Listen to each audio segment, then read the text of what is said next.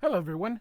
Thanks so much for joining me here today as we get to talk about one of my favorite subjects, comic books. My name is Jose. I love comic books. I love talking about them, and I love sharing them with you. Feel free to follow me on social media if you would like. Links are in the description below. I've also posted a link to the Marvel fan site that I have plot synopsis and character bios for these issues. We're going to be looking at two issues in a moment here. But first, I have a playlist for The Punisher. Feel free to check it out. And I have the I own personally the original Punisher limited series that had come out, and I have reviewed it. It's in the playlist, and so I have the trade paperback. I have the original issues, but recently I had bought the Epic collection, and I got it for really cheap. And part of what I like about the Epic collection is that it puts some really cool stuff in it that I was unaware existed. And before we get to the issues that we are going to cover, I wanted to share these. It was a portfolio piece or something that was done. This is from an ad. This is my Mike Zeck. This is the black and white art, and this is where uh, it looks like it's an ad for the Punisher. And look at these things. So, the Punisher limited series, the covers were done by Zeck, but he did his pencils, and then someone airbrushed. So this is airbrush art. Um, that was pretty popular in the 80s, and I just am like, wow, this is so freaking cool. I had no idea this stuff existed. And so we're gonna before we get to that, just want to give you some give Mike Zach some freaking love, because that, although he only did 3 of the 4 issues, again, I have the entire series in the playlist. I wanted to um he didn't do issue number 4, so I thought, man, this is really cool. So you can see here that this portfolio was re-released in 1990. It says, and coloring with Mike Zeck and Phil Zimmelman, who is the guy that does the airbrushing. So these colors must be Zeck, and when we get to the airbrushing, that must be Zimmelman. And this one here with the Punisher holding this guy here on the ledge, I have seen before in black and white, but really tiny. And man, this is so freaking cool. So freaking cool. Um, wow. Just wow. And so I figured if I'd never seen it before, maybe a lot of you hadn't seen this before here. So, man, Mike Zeck is phenomenal. He, of course, did Secret Wars. I think he missed 2 issues that Bob Layton did. But just amazing. Um, wow. I had never seen most of these. So when I got this, when I looked at this at half price, I was like, oh my God, I have to get this. Here's again with the airbrushing, and then this would be his pencils here. And then this looks like it's page 1 of the original Punisher, which I have covered. So yeah, we'll stop here, and I'll get into what we're gonna be covering. But this is why I get some of these epic collections, because there is stuff in here that is just not available all the time here. So these looks like photocopies, but anyway, oh man, that is so cool. Now, we are coming here now to the main event. We're going to be looking at the Punisher. This is the regular series, and we're going to be looking at issues 8 and 9. This is from 1988. Now, this is some of Whilce Portacio's earliest work as penciler. No Way Out of the Graveyards here in this cover. And Whilce Portacio, it would be one of the, although he never made partnership, here is his signature. Scott Williams inks this cover. I don't remember if Scott Williams inks it, but Portacio just was an inker a lot. He inked a couple issues of X-Men, particularly 201. I know he did another one, but I cannot remember for the life of me. And Punisher is where I really remember him from. So I just was the Punisher with me was hit or miss. It just depends if I found it on the newsstand or not. But here, that's how I met Portacio. That's how I make it sound like I really met him, but that's how I encountered his work. Was through the Punisher. So, all right, and so the Punisher is reading the Wall Street Journal, and Scott Williams does do the inker.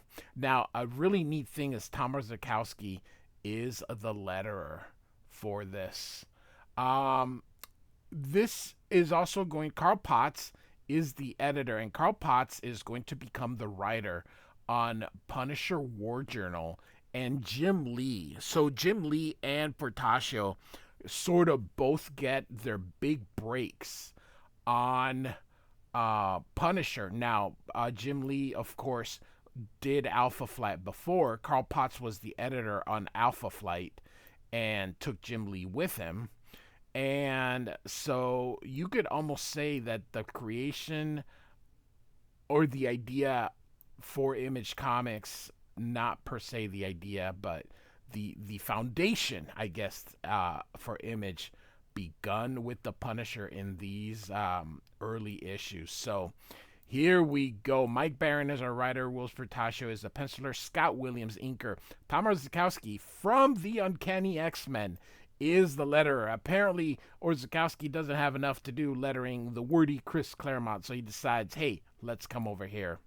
And so Punisher's reading the War Journal, and he's reading about this kid, Hanset, that the dad, there's a couple things in here that you need to pay attention to. Hanset chairman Arnold Ansen, and this slasher strikes again.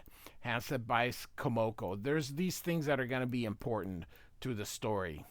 And so Punisher lets us know that this kid is part of this billionaires club, and Arnold Ansen inherited the company from his father, who fell off a cliff in Wyoming. Ansen is only 24 as of this, and his best friend Rocky Vance, also a member of this billionaire boys club. He acquired a seat in the New York Stock Exchange at the age of 26, a late bloomer, they say.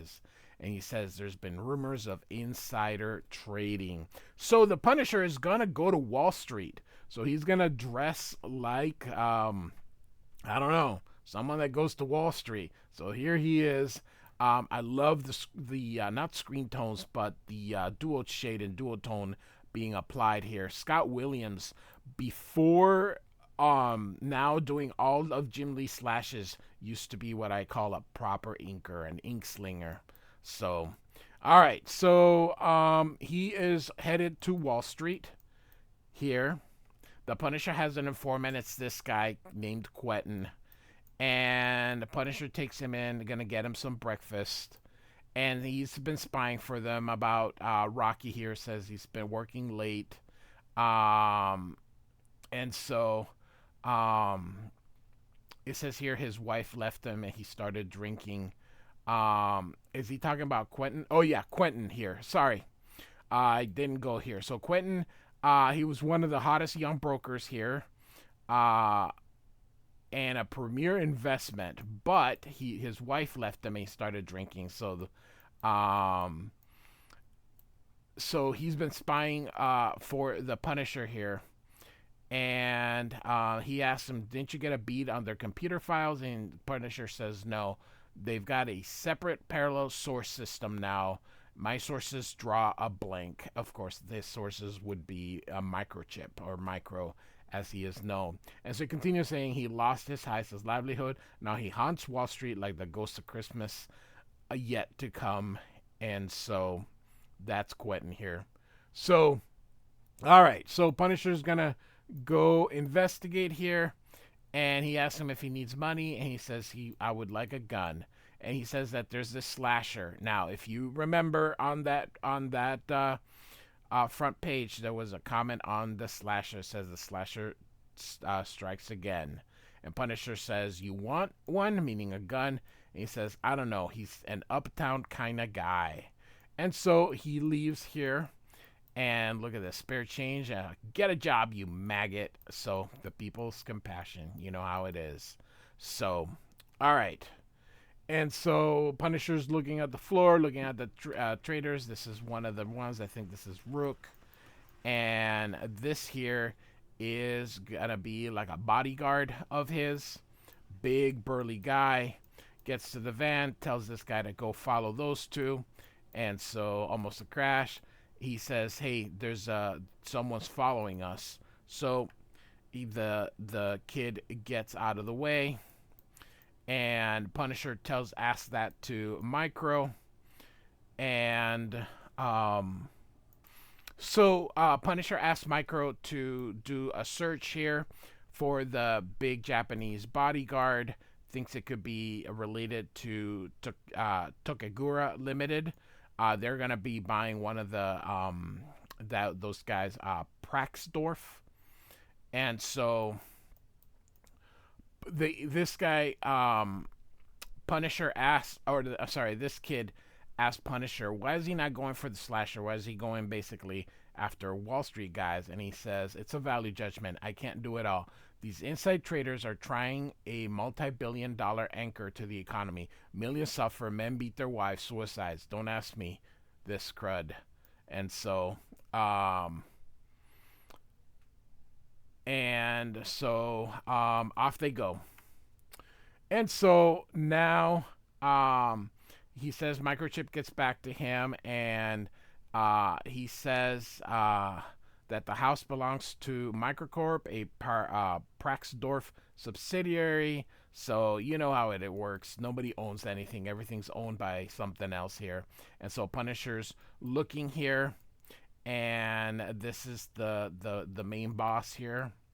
All his bodyguards here. And Punisher's reading lips, by the way. So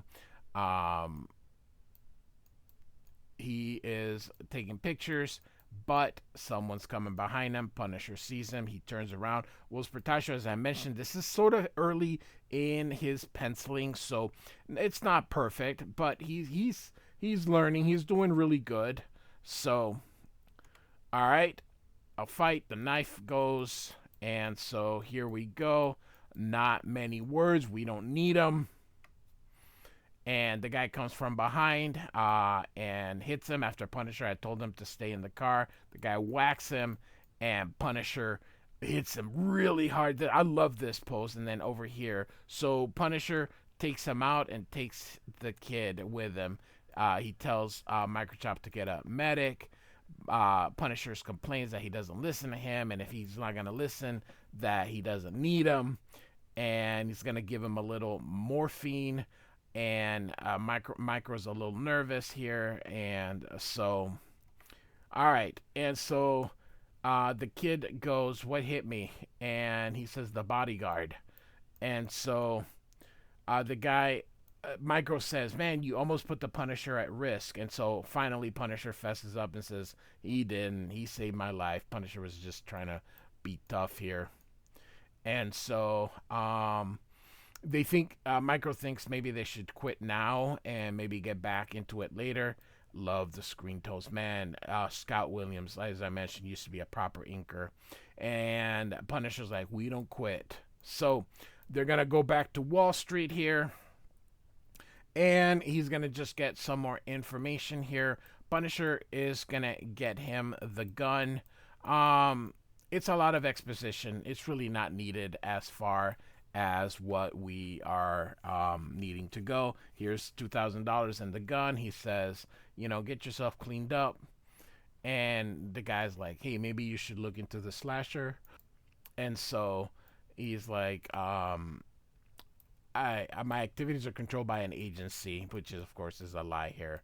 And so he's like, if I hear something, I'll get it for you here. So um, here we go. The Praxdorf headquarters. Mr. Kagura is in there with the guys. They're gonna do some cocaine and drugs here. Um, and so Takagera here in the white, he says, I confess that your man Rocky has behaved brilliantly. He has the world convinced that we're mounting a takeover bid of Praxdorf, but I wonder, the young do not appreciate discretion. And he says, I don't think it was Rocky. Whoever was that spook was, I've got my men working on it. So they're speaking of the Punisher. He says, I too have men working on this. We must know the identity of our mystery intruder. And so they think it's the federal government. And so to return to Mr. Rocky Vance, he and Cjo have become inseparable. And the guy goes, I noticed that. It's been a little weird. But genius doesn't come in plain vanilla. Rocky's the best broker in the floor. He's made millions on some of these lesser deals, and they are only window dressing. And so here comes Rocky with the bodyguard.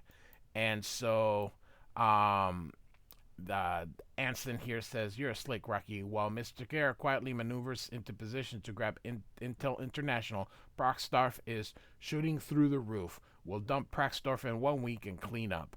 And of course, they're like, we own 30% of Intel now. We're picking it up off the floor. So here he is doing drugs, and so they leave, and he thinks that maybe they're gay. And he does his drugs, and he's like, ugh. And so here we go at the Bowery. These young punks come through, and they're gonna kill this homeless man. I love this with the nails. They're like, take off your coat. It turns out it's the Punisher, and they're like, oh, crud. Kicks this guy in the balls. Hits this one here. Throws the billy club on this one. Knocks him down. Beautiful work by Orzakowski. You boys slicing up bumps? He's like, no. And so he breaks his neck. I don't believe you. Man, 1988, that comics code had relaxed. Holy cow.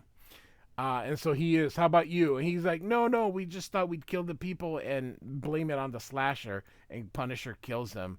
And he's like, I believe you. And leaves this guy alive. Love the shadow being done on, oh my goodness.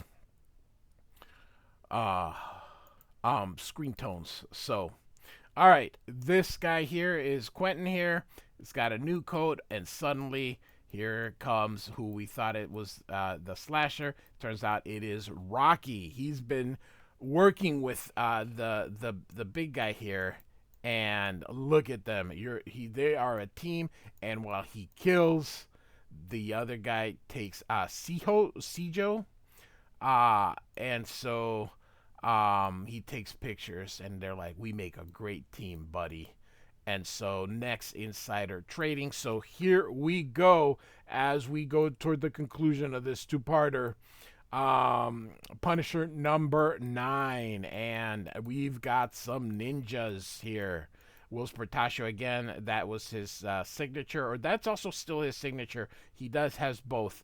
And Scott Williams doing the ink on the cover here. I really do. I have this era of Punisher between oh my goodness, it's so the Mike Zeck, then oh my gosh, Klaus Janson, then Whilce Portacio, then Eric Larson. That was a sweet spot. That was really cool. So all right, let's finish this off. So the reporter says about the slasher, which was Quentin. Punisher is like, says that Quentin left Rocky in the pavement in his own blood, and so now Punisher is suspects that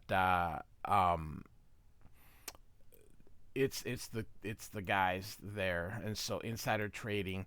Um, Same team as before, except the letterer.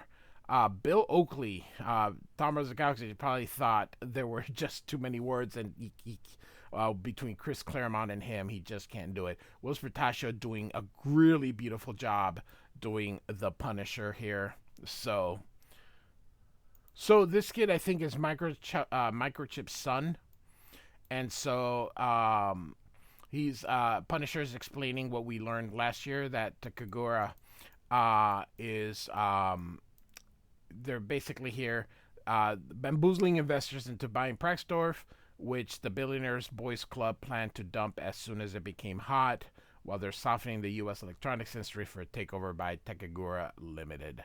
So, all right. And he says here he's going to get Takagura and he's going to trade him for Vance. And yeah. Oh man, I really love the 80s. I grew up in that era. I'm a big Gen Xer. So, all right. So they wait for the limousine and off they go. He throws a skateboard with a device in there. It's something Microchip did, and it gets underneath it and destroys the wheels. Sends gas in there. They crash. They come out. Look at that. Blam, one shot, and Punisher just laying off. Again, look at the nice inking by Portacio. And so they get it in. It gets Takagura and covers it up. Says, "You're not federal." And he says, "That's right." And he says, "Are you ninja?" He goes, "Nope." "Is this political? Where are you taking me?" So if he wanted him to know, he probably wouldn't cover him up. So he talks about that deal.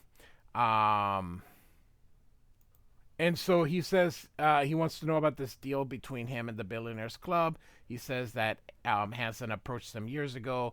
They made a series of unwise investment, and Takagura provided him with some loans for them. And he says uh, we would we would help them as Hansen would join us in prepping the American market for a takeover. Rocky Vance directs interest elsewhere while we secretly purchase our real targets, such as ITEL International. And so Punisher asks him if Rocky's a slasher. The guy goes, "Yep, he's a genius. We have to allow eccentricity." And Punisher says, "You're being too cooperative." And he's like, "We're realists. We can reach an agreement." He says, "I already have you." As he tells him about Sijo or Siho, and he says it's his bodyguard devoted to him, and if any harm falls on him, Siho will find him. And he says, "Where's Siho now?" "Well, he's with Rocky. He protects young Rocky, looking out for for our interests." And Punisher says, "Look, man, I don't want you. I want them. I'm trading you for them." And he's like, "We made a considerable investment." And so Punisher puts the gun and he's like, "Hey, it's illegal to do what you're doing. And if you keep doing this crap, maybe we'll get the feds in there." So, and so Siho answers the phone, or someone answers the phone, tells Siho. Then he says, "Mr. Kagura wants to meet me." He's like, "I want to go hunting." And Hansen's like, "Does anyone want to see me?" He's like, "Nope, only Rocky."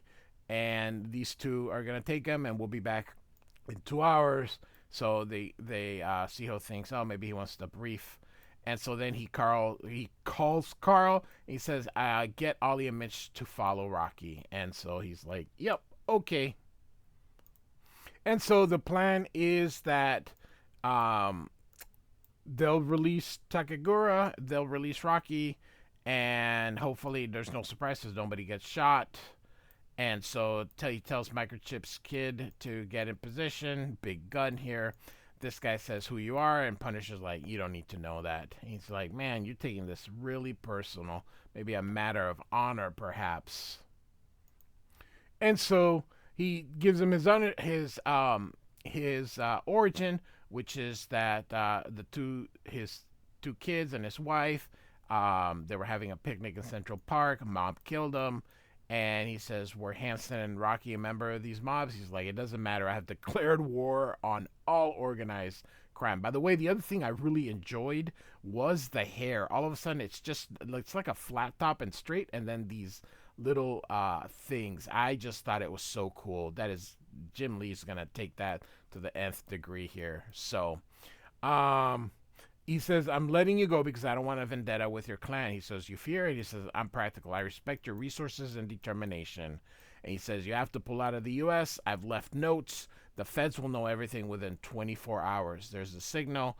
They got him." And so off he goes. And so he's like, "What do you mean I'm supposed to go over there?" And this guy's like, "Go, I'll shoot you in the elbow." And he's like, "Who do you think you are?" And then he shoots, and so he runs. And he's like, "All right, go." And the guy's like, "What's going on?" And he goes, "I don't know. Keep going." And so here comes Suj, whatever, and he's dressed as ninja, and Punisher's like, "Something's wrong," and then he looks up. Good job, Scott Williams. All right, fight. This title is, I think you guys will enjoy it. Hopefully you guys will like watching it. Again, look at the hair. And so they're like, "Sijo, my man." So he throws the blade here, and Sijo hits it with his sword, and he's like, "Yeah, stick him up." And he's like, "Who the heck is that spook?" But Sijo gets him here and stabs him, and he falls. And so Sijo, despite all that, does as he's told. And so he's going to go after the Punisher. And he goes up, and Microchip's kid is dead. Now, it's going to take a ton of time, but eventually, like, I don't know, 10, 15 years in comic book history, Microchip is going to betray the Punisher because of this moment. I don't remember. Was it Garth Ennis? Somebody, either I before or after Ennis, will do a story about Microchip betraying him over this moment. And he's like, "How am I gonna explain this to Microchip?" And so he's gonna take his gun that he's got here. Here comes Sijo, and Punisher shoots at him, but it does nothing. Kevlar body armor. Punisher kicks him. He loses a sword. Shoots him in the hand. Off they go. Look at this. This is still this is still on. That's so typical. All right. Punisher kicks him. He's gonna land in there. Crunch. I don't think it would do crunch. It would be like splash or something. And so this guy's like, "Don't move an inch. I suppose I should thank you. Takagura was planning to eliminate me." And he's like, "So you killed him?" "That's right. Where's Rocky?" "He's dead. Sijo killed him." "Yeah, he had to go. That slasher business was getting to be too much. Now, just who are you, pal?" And so he says, he's a Ikagura plan. "I've been employed by some of Mr. Kara's dear friends to see he does not return to America." And they're like, "He's a ninja." And he's like, "We took care of Takagura. He won't be turning from America, and neither will you." And so this guy comes from behind, and I think that's Takagura here. And he says, "You should check more carefully, Mr. Ansen. My body armor deflected the deadly shots." He's like, "Wait, I thought you were fixing to betray me. What else could think could I think you gave Rocky to that maniac? Alas, Mr. Hansen, it is our karma to tear at one another like fighting cocks." They mean the cockfighting roosters. But at least I do this for honor, to restore glory to my beloved Nippon. This man too understands honor, and I so will turn you over to him. Farewell." And so gives Punisher the sword. Punisher still kills him, and he's like, but he's like, for the bums, Mr. Takagura. And so Hansen's like, please, we're gonna work something out. I got $500,000 cash at the estate. And Punisher's like, Hansen, it's over. I've left documents with the SEC and the FBI. In the morning, they'll come looking. Do the right thing for once. There's one shell left. Waste it on me, and I'll kill you slow. And he walks away, and suddenly, bang, he takes Junior. And, of course, Punisher says, Junior's in the back in a body bag. I told him that it was dangerous. I thought he could handle himself. It's a judgment call. Microchip will understand. And so he comes through, and Micro's like, man, I've been going bananas all day. How'd it go? And he says, I'm sorry. And love this image of the Micro seeing the body bag. Love the screen tones. This is just amazing, amazing, amazing. What a wow! This is so good. Scott Williams was a proper inker, and so we end the issue here with Micro holding his dead son and Punisher walking away. And this event will ultimately lead to betrayal by Micro, but not for a long time. Maybe 10, 15 years. You'll have to see when, but eventually, as I mentioned, Microchip will betray the Punisher here as he again walks away. So Punisher 8 and 9 by Mike Barron, Whilce Portacio, and Scott Williams. The really good Scott Williams, who unfortunately, I don't know. Jim Lee's a master penciler, but all the ticks and tacks really affected, and Scott Williams hitched himself to him. But man, as I mentioned, Scott Williams was a proper inker. So like and subscribe, and I do thank you so much for listening. Goodbye.